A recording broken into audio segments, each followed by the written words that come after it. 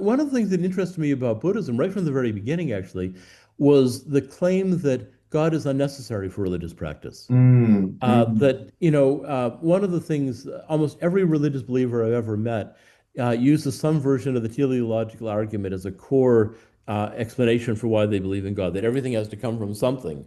So, everything has a previous cause and so forth. So, it can't go all the way back. And so, somewhere there has to be a first cause, an unmoved mover. But the problem is that what that assumes is that everything has to come from a cause, right? And so then, if everything has to come from a cause, then where does God come from? And they say, well, Mm. God doesn't have a cause. And Yeah. so obviously, at least one thing can happen without a cause. And if that's the case, then why not everything happening without a cause? Yeah. So, Yeah. the argument falls apart. And so for me, I didn't really see that as a compelling argument at all. And I didn't really feel any personal, I don't know, interest in this idea because, again, it just seems so implausible to me.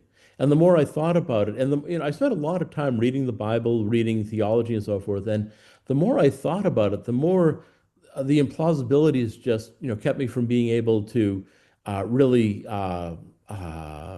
give any sort of credence to it. Yeah. Like, the story of Noah's Ark, for instance, was one of the ones. This is one of the ones when I was 10 that just really bothered me. Like, it was so full of holes. Like, so you've got well, the idea first of all that people annoyed God, and so God decided to kill everybody by making a giant flood, and he only spared Noah and his family. Well, okay, so he made this flood, and everybody drowned, but how about fishermen? How about merchants? They all had boats, so presumably they could have hopped in their boats. Did God go around like, poking holes in all their boats so they wouldn't be able to float?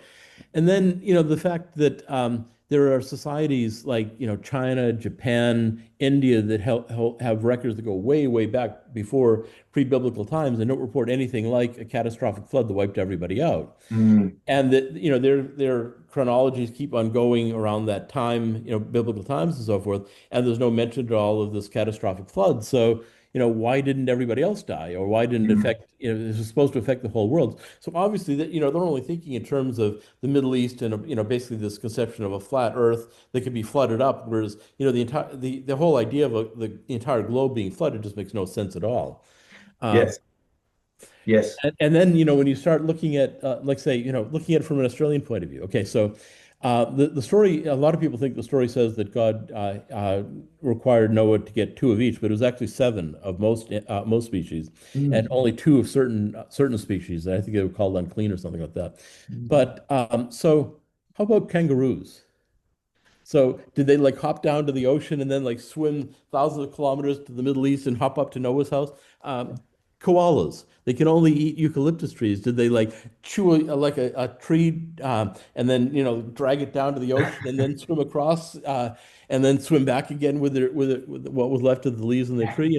It just makes and then when you start looking at how many species there are in the world, Yeah. there's no ship that could have possibly carried all of them. Like even 10 of the largest aircraft carriers or the largest ships that are available today that are all made out of metal, they Mm. couldn't possibly have handled all of the species that would have had to been saved by this. So it's just full of problems, and almost every story in the Bible is like this. When you start looking at what's behind it, it just falls apart. And the problem of God as an actual reality, for me is so full of problems that it just doesn't hold up to me. I think I definitely agree with you in terms of the literal faults. It's just absolutely ubiquitous in the stories. But I think there's something to say about the metaphorical truths, the idea of these stories as yeah, symbols for how to live. I probably couldn't give you one now regarding Noah's Ark, Mhm. other than perhaps sort of like being prepared for chaos, or whatever that looks like. Well, Um, the story, the upshot or the moral of the story is that if you make God angry, he'll punish you. But mm, I mean, that's through the whole Bible, so you don't yes, really need the especially the Old story Testament, like that right? one. But to get to your point, I do agree with you. I think what you're trying to say that the experience of people who say involve themselves in Christian mystical practices, Mm, uh, that's something that I think is a different sort of thing. I think that it would be hard for somebody like me who just, finds this whole thing implausible to do this. But for somebody who, has that sort of basic core of belief, to engage in these mystical practices and then find meaning in this and have an experience that's transformative and so forth, and that uh, opens them up to levels of experience that weren't there before. I see that as perfectly plausible. Yeah. And one of my first experiences when I was an undergraduate, actually, I took a course on mysticism. It Mm. was taught by John Esposito, who's now a famous scholar of Islam. Mm. And one of the first things we did was we took a class trip out to the western part of Massachusetts to St. Joseph's Abbey, which is a Trappist monastery. I think it was Trappist. I'm pretty Interesting. sure. Anyway, it was a monastery, Yes. and there were these monks there, and there was something. And it was really clear, just looking at them, that there was a sort of peace, a serenity about them, and so whatever they were doing was must have been working. Mm. So, they were leading lives of Christian prayer and so forth. And it was, obvious that it was having a positive effect, at least on the ones that we met.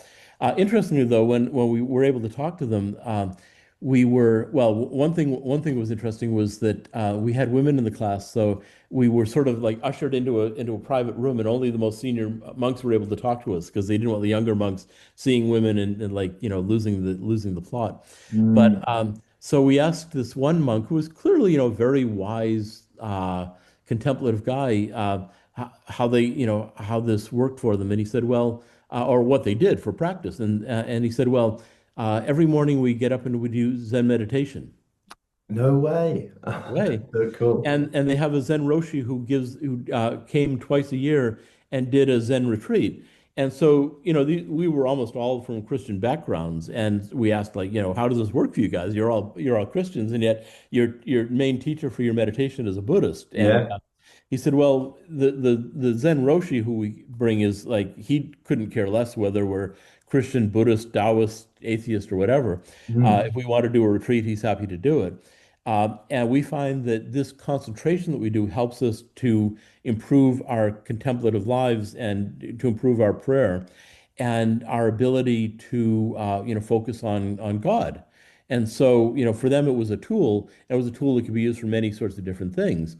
And, again, whatever they were doing was clearly working for them. But, when I was looking at this, while I could see that and I could appreciate the fact that it seemed to be having a positive effect on them, it didn't really sound like something that was attractive to me or that would Mm. work, for me to try to do that.